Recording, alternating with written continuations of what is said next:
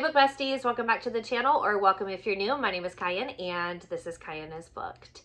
Today we are kicking off a new vlog series that I'm sure you have seen all over BookTube, and I'm really excited to kind of join in on the trend. And that trend is reading the physical books that I own. As you can tell, based off of my bookshelf tours and just the books sitting behind me, that I am a collector. And I love to buy books. I love to buy them like based off of synopsises. I'm a huge cover buyer too. So like sometimes like I'll buy it just simply because I like the cover. Yeah, I'm going to turn this ring light down a little bit though. So sorry to, I don't know why I'm so shiny today.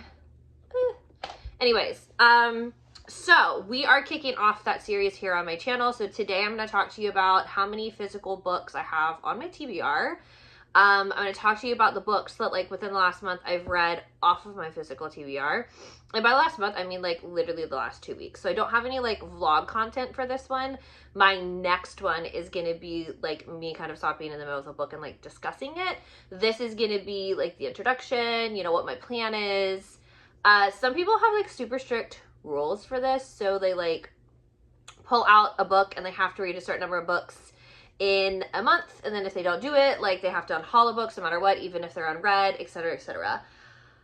I'm a huge mood reader, so for me the hardest part is like telling myself if I don't read something that I have to get rid of it, because like, you know, there's a really good chance I could start a book and then like halfway through just like not be in the mood for it anymore.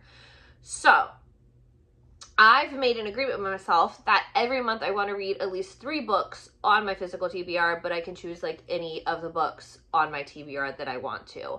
So it's more so like I'm looking at what books I'm interested in reading that month, or like what books I'm in the mood for, and like pulling them based off of that. So like if you want a jar, like I have a jar, so like maybe every once in a while I'll like pull that jar out and like we'll pick a book and kind of go from there.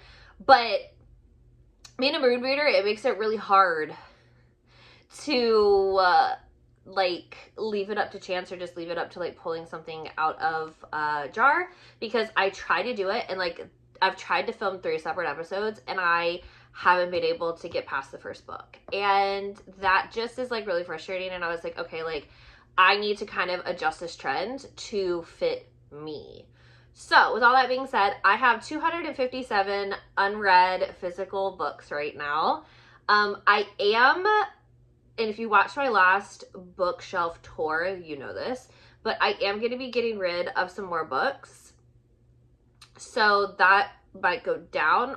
Also, I'm expecting some more like subscriptions and stuff. So like it will fluctuate back and forth, but arguably I want to get as much read as I can from my physical TBR.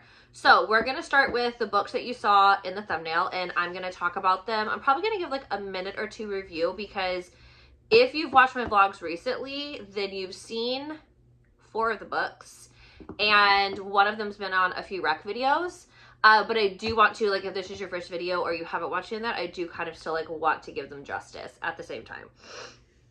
So first we're going to start off with the Lost and Found series by Catherine Cowles. So this is the last series that I had to read in order to be caught up with her entire backlist, which is both exciting and devastating at the same time, because now I'm like, I don't have another like random Catherine Cowles to read, right?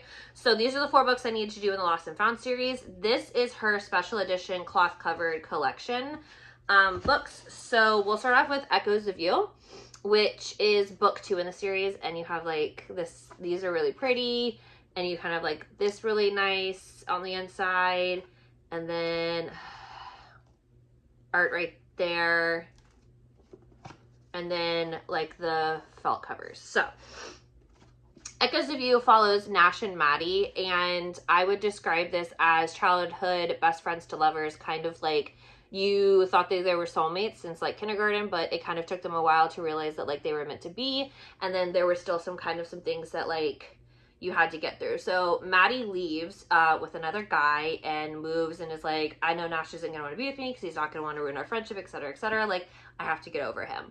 That guy ends up being actually a really horrible human, and she comes back to Cedar Ridge, and Nash is like, okay, like you're back, blah blah blah, and she's like, yeah, but like you know, I'm still like in love with him, right? And like this is obviously from her perspective. And the guy who she left like follows her back, and it turns into this whole like very like romantic suspensey, but like, you know, get the childhood best friends to lovers together type deal. I really enjoyed the story. Nash was literally the top in the series until we get down a couple of more books, but I absolutely adore the story. I gave it 5 stars. This is a 5-star series for me. But I really, really loved this. Nash is like the hero that like is funny and like always likes to joke and is like kind of, I don't want to say like a prankster, but is trying to have like a great time, like more of like the daredevil type person. And I think him and like Maddie's personalities mesh like really, really well together. Okay. Next up, you have Glimmers of You, which is book 3 in the Lost and Found series, as you can tell because it all matches.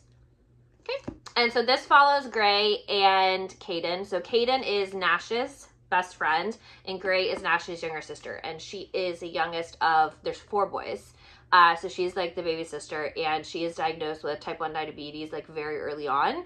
And I think it was when they were teenagers, and like Caden's the one who like, they were out hiking, and Caden's the one who brought her back down and like got her an EMT and got her to the hospital on time. But he had already lost his sister, and the idea of losing her was like pretty much unbearable. And his family owns this like really inclusive, like exclusive hotel chain. So he goes to New York City and he works there for like many years, and then he comes back, and he's still finding his attraction because he doesn't want to be in love with anybody, because he doesn't want to care enough about somebody that if he loses them, it's gonna shatter his world, right? And he's obsessed with Gray. Like he wants to be with her and he never wants to lose her. On the other side, like Gray has been like his best friend growing up. Like this is a best friend's older, like an older brother's best friend. They were best friends, like childhood friends. Like, you know, he was really kind of like a part of their family because his family fell apart after his sister's passing. So there was just like so much that was kind of going on in this, and like him coming back like really stirred up a lot of things for her.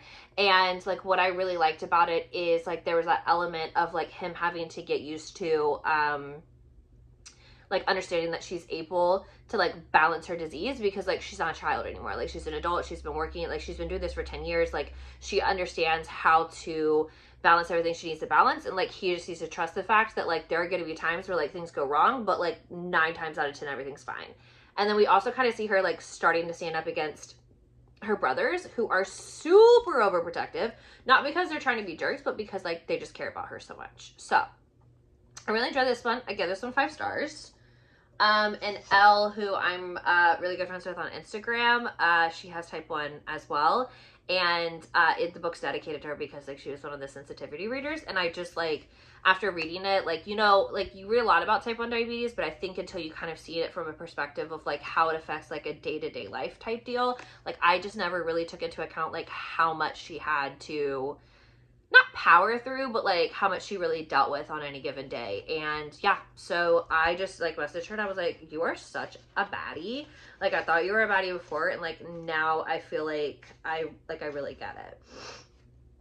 Okay, so next up we have Shadows of You, and I'm not even going to lie to you, Shadows of You and then the next one I'm going to talk about were like my 2 most anticipated in the series, because given my type of romance heroes, I figured these 2 books were arguably going to be 2 of my top ones in the series, and I'm here to tell you that I was right again. So this one follows Roan and Aspen. So Aspen's on the run. She's a mom on the run, and her daughter Katie come to Cedar Ridge because they get a small enough town. Like they're part of a community. Like if the person coming after them was going to be coming after them, like it would be very obvious, right? So they've been hiding out for about 5 years, and she has kind of like the sanctuary at her farm, and Roan is kind of like the black sheep of the Hartley family, or like that's what he's like dubbed himself. But there's a really tragic backstory there, and like I don't want to ruin it because you read a lot about it in like the first book, but like just know that like he was accused of like a very horrific crime that like he obviously didn't commit, but it really messed with him to know that like some people believe that he could have committed it. So he's been kind of like this self-proclaimed recluse. And so Aspen comes in, kind of like knocks down those walls. Like they have this really cute interaction. Katie absolutely loves him. And Aspen is really good friends with Gray, his sister. So like she starts coming to the Hartley family dinners, and they start seeing each other more often. And like Roan finds himself like gravitating more and more towards them, and like wanting to protect them, like knowing she's running from something, wanting to protect them. but also like slowly realizing that like he wants to be with Aspen and he wants to be with Tiny Dancer, and like that's what he calls Katie. Like there's a scene in here where he goes to ballet class with her and like stares down her like 7-year-old bullies, and it just makes my heart so happy. He is, oh gosh, he is like arguably one of my favorite Catherine Cowell's like heroes, like just in general. So I absolutely adore everything about this. And I just, even so, like thinking about it, I just think it's like such a gorgeous like relationship. And I really do think it's very, very beautiful how like her daughter is the one that really kind of helps like pull him out of everything. So definitely one of my faves. And then arguably, I would say probably my favorite of the series is Ashes of You. So this follows Lawson. Lawson is the oldest brother of the Hartley family. He is the sheriff for Cedar Ridge. He is a dad of 3 sons, and it's like barely holding on, right? So he's like, I need a nanny. Like, I need somebody to help me. You know, based off of like what's been happening lately in like Cedar Ridge, like I need support, etc., right? And so he hires Haley. But little do both of them know that Haley was 5 years previously, had been kidnapped, and she had escaped from a kidnapper, and Lawson is the one who found her, right? So she always attributes like, yeah, she got out, but like he's the one who found her and he's the one who saved her, because like she would have died of hypothermia that night if they hadn't found her. And Lawson was like really close to like going in that night. It was like, no, like I'm just gonna take a couple extra minutes, like really look around. So this is like I really like to explain like, yeah, it's age gap, yeah, it's single dad nanny, yeah, it's all of these things, but like what I think is really beautiful is that Lawson's healing from like a really horrible marriage, and like all 3 of his kids are the same mom, but like, so I'm not going to get into that portion of it because I don't want to spoil too much of it, because like that is like definitely a plot line in here. So he just like, based off of the way everything kind of blew up there at the end, like he doesn't feel comfortable like starting a new relationship. But there's really just something about Haley and like how like into her he is, and like how much he can like feel himself like falling for her. And it's like this beautiful relationship of the 2 of them kind of like healing each other from the trauma that they've been through. And so like, yeah, that's Ashes of You. So I did a pretty solid job. Like I got through an entire series. Like I already read Whispers of You, but this entire series I had just gotten, and I was reading it like as it was being delivered, so I didn't have to add to my total, which we love to hear. And then When the Moon Hatched by Sarah A. Parker. So this is a really fancy Fairy Loot edition, and I did like a whole unboxing for it, but I'm still like obsessed with it. It's so pretty. But this follows Rave, and she is an assassin for the rebellion, and is picked up because a situation happens, and like essentially she's caught like rebelling against the kingdom, and she's put on trial and she's found guilty. And all of a sudden this man named Khan, who she's kind of interacted with a few times, comes and like essentially saves her from the slaughter. And I'm not spoiling anything because we pretty much believe that he's gonna save her like from pretty early on, right?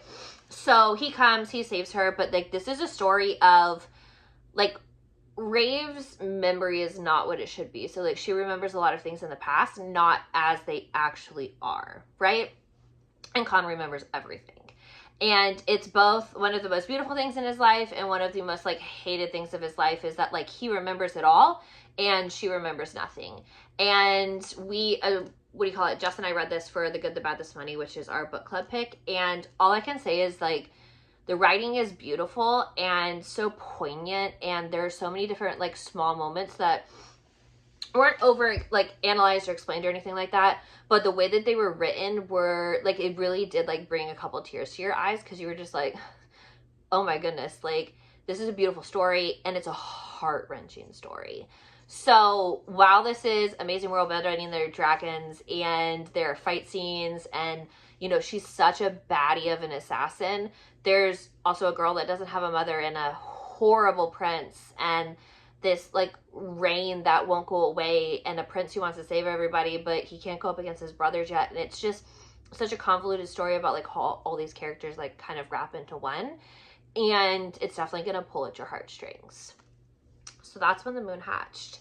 And if we're keeping count, I read 5 books off my TBR, and I'd already taken that out of the 257. So the 257 number I gave you is accurate. And yeah, I I'm feeling a little overwhelmed by it. I don't like want to give myself a time frame because there's a part of me that's like, as soon as I put a time frame on something, I always get stressed out and then like procrastinate. So I just want to say, like, I really just want to do a good job of like focusing on like working towards the goal. So like if I want to read more than 3 on my physical TBR each month, awesome. But like at least like bare minimum, I want to be picking up at least 3 so that I'm kind of like keeping track. Now 257 is a lot of books. 3 a month doesn't really seem like anything, but I'm kind of hoping like, especially like when I get into series, that like I can just like binge those. So like some months might be more and then others like might be less. So I didn't want to go too long like in the first video. I kind of just like wanted to introduce the concept. Like I said, there's a couple of people who are doing it. So if I remember, I'll definitely link their videos down below because I've like kind of really enjoyed like watching everybody's take on it. And I'm kind of excited to jump into it. So I'm doing like Love It or List It. And it's a play on the HGTV show from like forever ago of where like you love the house renovation, so you're going to keep it, or you're going to list your house because you want to go like look for another house, right? So the Love It or List It combo is from that, because if I don't love the book and it's not one that like I feel like I should keep, then I'm definitely going to list it on my Pango. And if you're looking for books and you're in the market for books, you know, check the Pango link down below. So 16 minutes and some change, just to let you know that I'm jumping on the physical TBR bandwagon. I am super excited. I'm very proud of myself because this video right here, we talked about 5 books, and that's 5 books off my physical TBR. So, but I'm a super tired teacher here at the end of Vlogtober. Well, almost the end of Vlogtober. I haven't missed a posting day despite having to battle 2 hurricanes, but I am gonna need to get some sleep. So with all of that, I'm going to say thank you so much for coming along this journey with me. If you are interested in following along with the series, please feel free to subscribe to the channel. And if you've read any of the books that I talked about today, I'd love to hear your thoughts on it, especially if you're a big fan of my man Lawson and my man Roan. So this is where I'm going to leave you because I have to go edit this and post it the same day because I'm living life on the edge right now. Okay. And yeah. That's all I've got for you. Don't forget to subscribe to the channel, and I will catch you in the next video. Bye.